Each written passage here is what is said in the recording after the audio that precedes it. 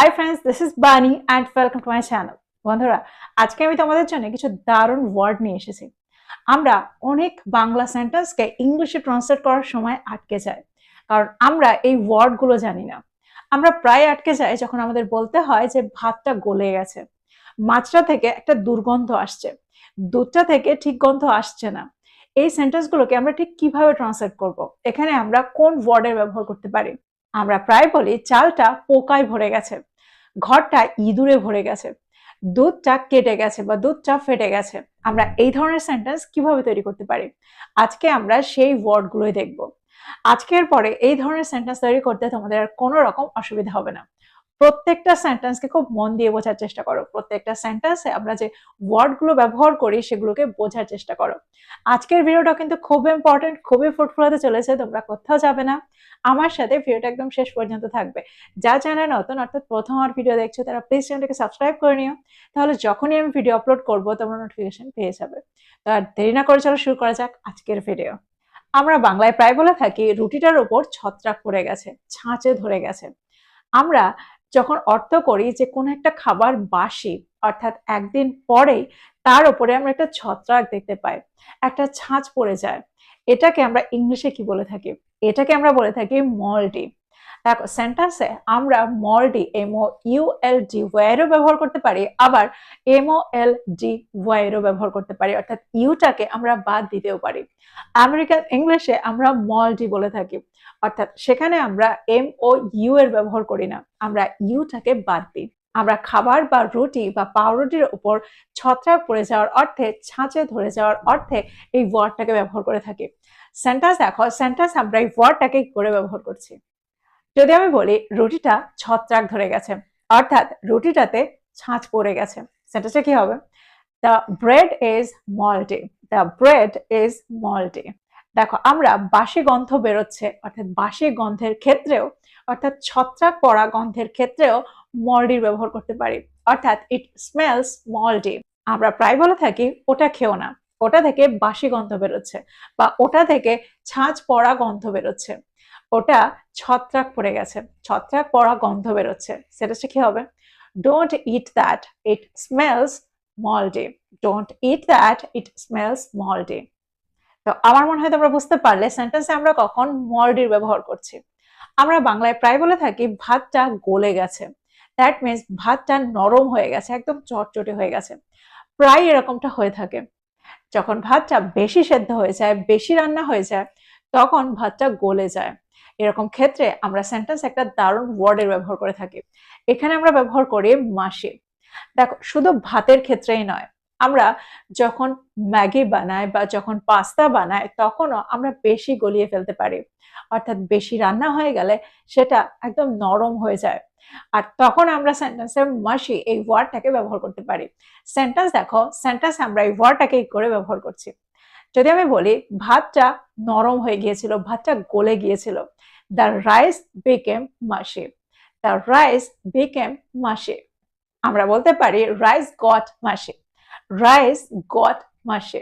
একটা এক্সাম্পল দেখো, যদি আমি বলি পাস্তাটা বেশি রান্না করো না বা পাস্তাটা বেশি সেদ্ধ করো না, এটা গলে যাবে। Don't overcook the pasta, it will get mushy. Don't overcook the pasta, it will get মাসি।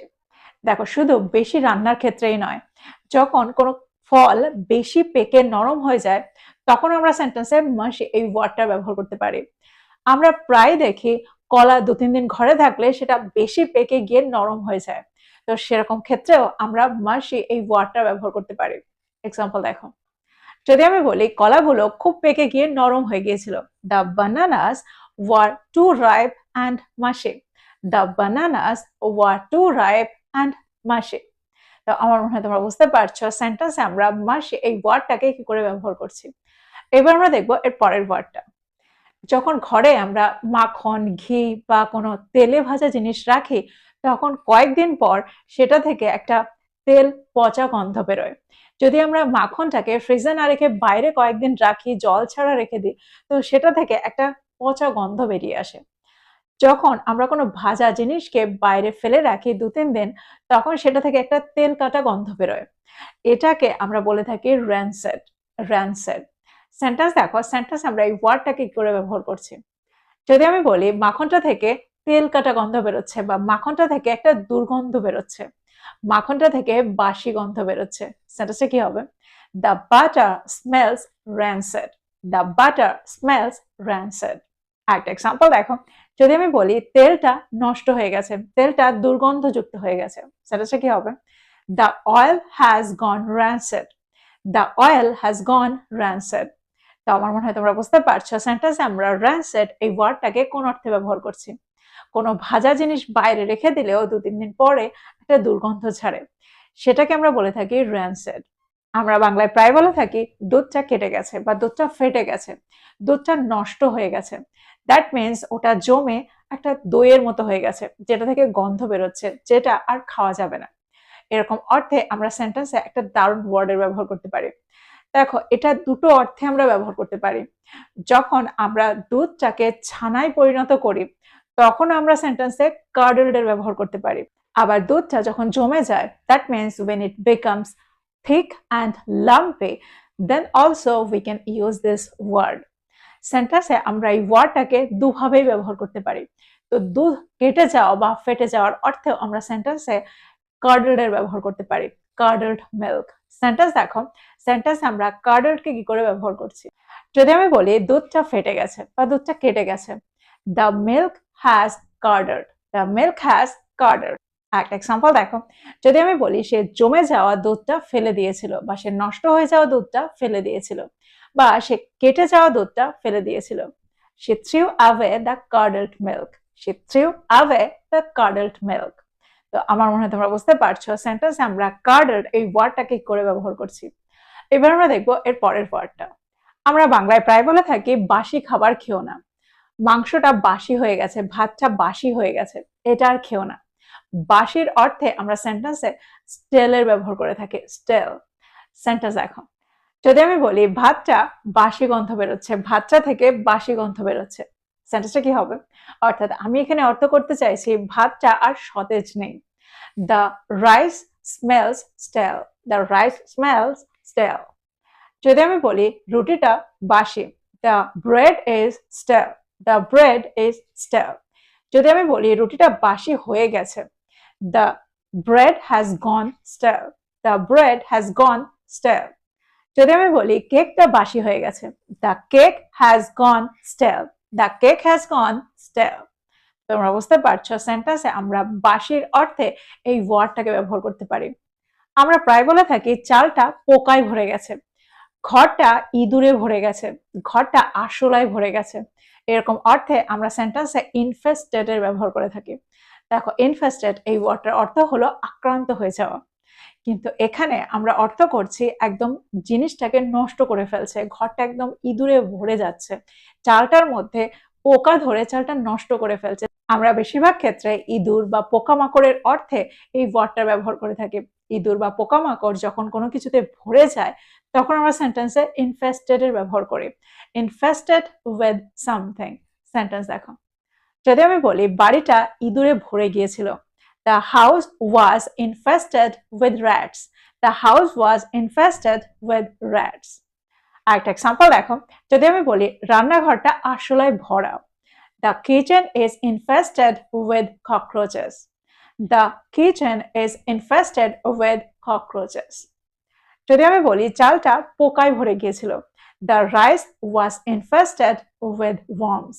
The rice was infested with worms. তা আমার মনে হয় তোমরা বুঝতে পারলে সেন্টেন্সে আমরা কখন ইনফেস্টেড এর ব্যবহার করছি। এবার আমরা দেখবো এর পরের ওয়ার্ডটা। আমরা বাংলায় প্রায় বলে থাকি মাংসটা আঁশ আঁশ লাগছে, দ্যাট মিনস মাংসটা আঁশালো লাগছে। প্রায় আমরা বাজার থেকে কোনো সবজি কিনে নিয়ে আসি, যে সবজিটা একটু পেকে যায়, একটু বেশি পেকে যায়, তখন আমরা সেই সবজিটাকে রান্না করলে একটু আঁশালো মনে হয়। আমরা প্রায় বাজার থেকে ভেন্ডি, সিম বা বিনস কিনে নিয়ে আসি, আর সেগুলো একটু আঁশালো হয়ে যায়। আর এখানে আমরা একটা দারুণ ওয়ার্ডের ব্যবহার করতে পারি। এখানে আমরা ব্যবহার করি স্ট্রিং এ। স্ট্রিং এ দেখো, সেন্টেন্সে শুধু সবজি নয়, মাংসের ক্ষেত্রেও আমরা স্ট্রিং এর ব্যবহার করে থাকি। সেন্টেন্স দেখো, যদি আমি বলি মুরগির মাংসটা আঁশ আঁশ ছিল, দ্যাট মিনস আঁশালো ছিল, শক্ত ছিল। The chicken was stringy. The chicken was stringy. যদি আমি বলি বিনসগুলো একটু আশালো ছিল, the beans were a bit stringy. The beans were a bit stringy. প্রায় আমাদের এই ওয়ার্ডগুলোর ব্যবহার করতে হয়, আর আমরা এখানে আটকে যাই কারণ আমাদের কাছে এই ওয়ার্ডগুলো থাকে না, আমাদের স্টকে এই ওয়ার্ডগুলো থাকে না, আর আমরা বুঝতে পারি না এই বাংলা বাক্যগুলোকে আমরা ইংলিশে কি করে ট্রান্সলেট করব। তো প্রত্যেকটা ওয়ার্ডকে নোট ডাউন করো, আর এগুলো দিয়ে প্রচুর সেন্টেন্স তৈরি করো, আর সেগুলোকে প্রতিদিনের কনভারসেশনে ইনক্লুড করো। যত এগুলোকে তোমরা ব্যবহার করবে তত তাড়াতাড়ি তোমরা এগুলোর সাথে সরগর হয়ে যাবে, এগুলোর সাথে ইউজড হয়ে যাবে। আর ভিডিওটা ভালো লাগলে লাইক করতে ভুলে যাও না, বন্ধুদেরকে শেয়ার করো যারা ইংরেজি শিখছে। So this is all about today. I will be back with another video. Till then, take care. Thank you for watching this video. Bye bye.